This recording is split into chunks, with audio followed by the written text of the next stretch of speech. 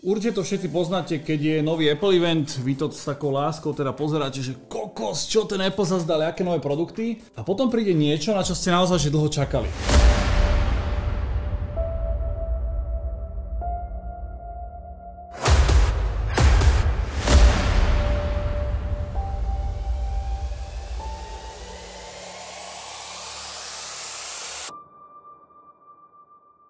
Ale potom zobrazia cenovku.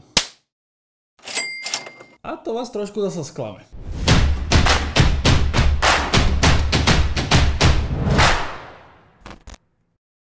Ja tu mám pred sebou Mac Studio, ktoré som si objednal v momente, keď bol Apple event, keď to v marci predstavili. Písal som hneď v tom momente do M-Zónu, čaute chalani, ja proste toto potrebujem. A oni, že jasné, není problém, proste vyber si, ktorú konfiguráciu chceš, my ti objednáme a príde ti to. No a tam nastal taký malý zlomový bod. Keďže ja som extrémne prehnaný perfekcionista, tak prečo si ten počítač nenafulovať najviac ako sa dá? To znamená, že čip M1 Ultra, 128 GB ramka, 64 GB GPUčko a dobre, 4-terový disk. Rozdiel medzi 4-terovým a 8-terovým bol asi 1300 €, takže tie 4 teraz si myslím, že by mohli stačiť. Tento počítač mám doma už týždeň a nemohol som ho otvoriť, pretože som chcel mať ten prvý moment, kedy to budete odbalovať na videu. A verte mi, bol to najhorší týždeň v mojom živote. Predstavte, že si niečo kúpite a nemôžete to otvoriť.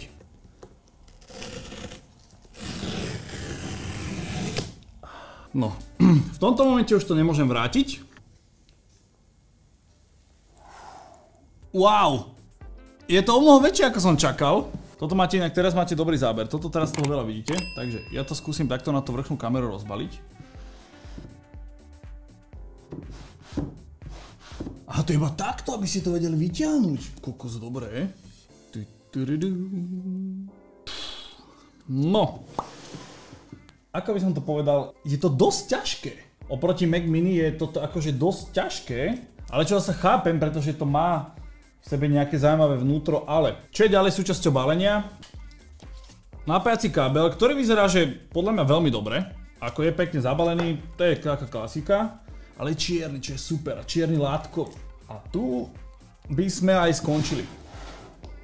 A nie, ešte, pozor, ešte k počítaču za 8000 vám dajú nálepku. Woo! No, a to je asi všetko. Čo by ste čakali za 8000, ne?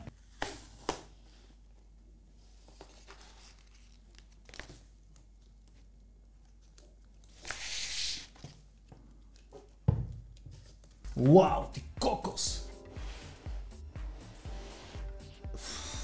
Ja neviem, čo vám povedať. To vyzerá brutálne. Akože týmto reálne, kebyže proste niekoho trafím, tak ho isto zabijem. Mňa by zaujímalo, koľko to váži.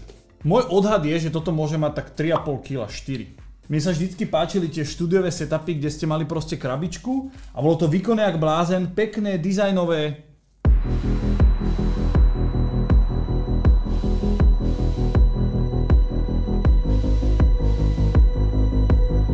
Keďže viem, že všetci pozeráte tie Apple prezentácie, tak skrátke by som to iba proste prešiel. To, čo na tej zadnej strane máte, 4 Thunderbolty, Ethernet, napájanie, 2 klasické USBčka, HDMIčko, jack a power button. Myslím si, že nič viac netreba. A z tej prednej strany, čo je super, pretože napríklad na MacBooku, ktorý má, mi to mega chýbalo, čítačka pamäťových kariet a 2 sloty aj spredu. To pri Macu Mini nebolo. To znamená, že Mac Studio s tým prišiel, 2 Thunderbolty máte teda aj vpredu, čo je super, pretože vždy, keď ste to mali niekde dané, nemusíte to zozadu hľadať jak primitív a ste si doškrabali celý počítač, máte to proste tu. Týmto by som chcel poďakovať chalanom z M-Zónu, ktorí boli najrýchlejší na svete. Napísal som im v momente prezentácie a dodali mi ho, že ho mám prvý na Slovensku v tejto konfigurácii. Takže díky moc. Ak by si sa niekto nad takýmto niečím zamýšľali, chalani v Eurovea vám určite veľmi radi poradia. Hrozne ho musím zapnúť. Ale vznikol aj taký malý problém.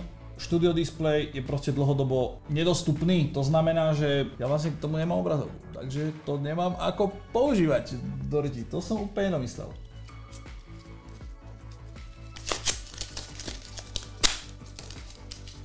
S našom obali. Dobre, podarilo sa mi nájsť voľnú proste je to v elektrine, hej? Starý známy zvuk. To si môžem dať dole už. Topotený som z toho jak primitív.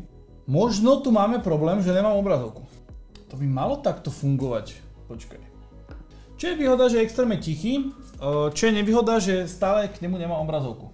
No, po takej krátkej pauze som zistil, že to nie je úplne také jednoduché napojiť ten iPad na to, takže budem musieť použiť nejaký iný monitor.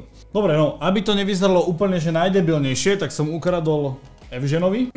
Dúfam, že ma za to nezbije. A tento no-name display. Na tomto videu by som chcel vyskúšať ešte jednu vec a to je export. Keďže ja som si tento počítač kupoval primárne na prácu, tak chcel by som vedieť, že koľko času mi reálne ušetrí. To znamená, že mám tu notebook, v ktorom mám otvorený absolútne identický projekt, je tam identický strih. A idem skúsiť ten finálny export, že reálne aká veľká zmena to bude.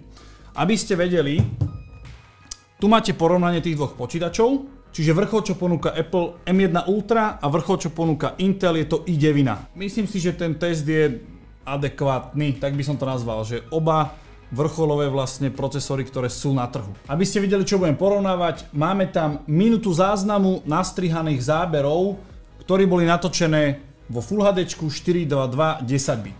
Teda export bude bez kompresie. Na oboch zariadeniach teda píše, že ten výsledný súbor bude mať 9,5 GB, čo je na minútu videa extrémne veľa, ale o to práve pôjde, že za koľko sekúnd dokáže Intel a za koľko sekúnd dokáže M1 Ultra proste toto vyexportovať.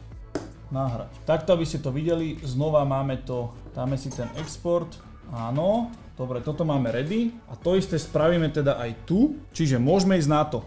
3, 2, 1, teraz. Tuto to vidíme a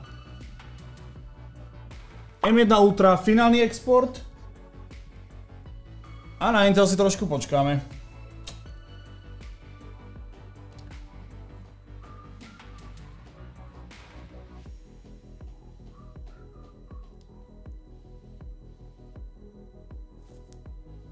Teraz. No neviem ako vy, ale ja mám pocit, že pri tomto exporte sa to jednoznačne ukázalo, že ten čas bol asi štvornásobne kratší. A to bolo pri minúte záznamu bez žiadnych efektov, to bol proste surový strih záberov. Takže si myslím, že ten ušetrený čas bude naozaj stať za to. Tento stroj z vás dobrého strihača nespraví, ale ak ste šikovní, tak na exporte tohto videa by ste ušetrili 18 minút ako ja. Čo znamená, že som stihol odbehnúť 6 minútovku, uvariť párky, vyvenčiť psa a nahrať tento voiceover. Nič. Intel môžeme trošku posunúť. Neviem ako vy, ale mne sa táto mašinka extrémne páči. Som veľmi rád, že po 5 rokoch editovania som sa konečne posunul aj čo sa týka postprodukcie. Pretože novú kameru mám, ale ten počítač tam ešte stále chýbal. Ďakujem ti veľmi pekne, že si dopozeral tento unboxing, lomeno taký mini test porovnania M1 Ultra a Intelu. Verím, že som ti zodpovedal na také jednoduché otázky, ktoré ťa možno ohľadom tohto zaujímali.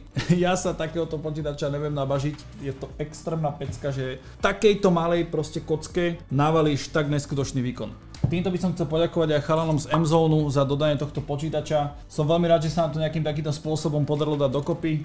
Chalani, dík ešte raz, Erik si fakt frajer. Ak by ťa tento počítač zaujímal natoľko, že by si ho chcel možno kúpiť aj ty, tak určite zbehni pozrieť ich stránku. A ja si myslím, že teraz je pravý čas na to, aby som toto video, ktoré pozeráš, išiel zeditovať priamo na tomto počítači.